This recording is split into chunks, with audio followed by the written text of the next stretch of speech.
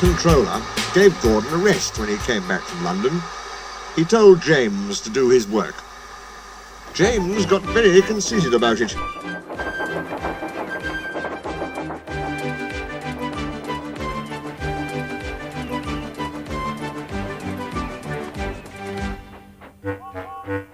"You know, little Toby," he said one day, "I'm an important engine now.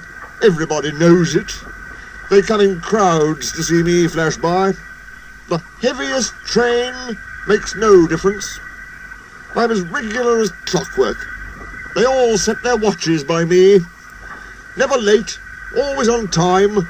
That's me." "Says you," replied Toby cheekily. The Fat Controller had sent him to the works.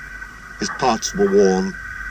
Toby had wanted to take Henrietta, but the Fat Controller had said, "No!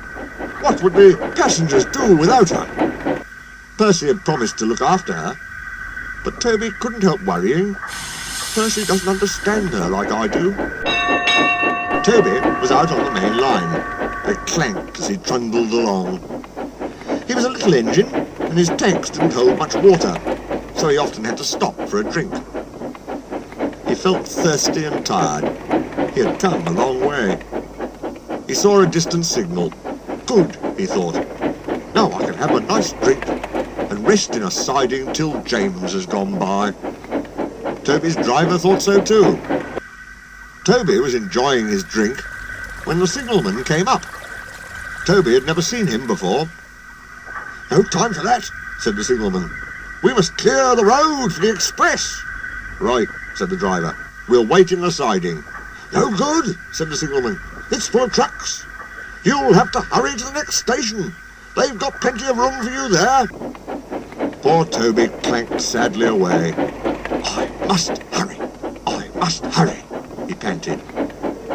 But hurrying used a lot of water, and his tanks were soon empty, and stood marooned on the main line, far away from the next station.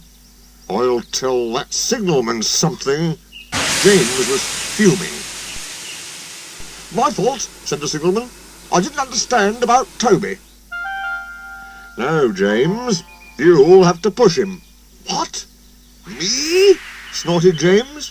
"Push Toby and pull my train?"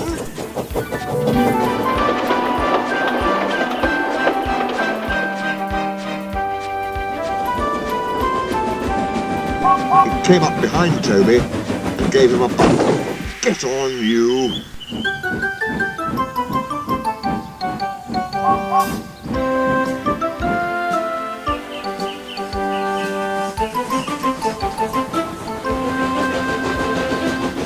James had to work very hard, and when he reached the workstation he felt exhausted.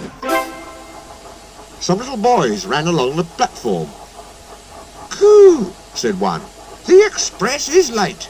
A double-header too. I think," he went on, "that James couldn't pull the train, so Toby had to help him."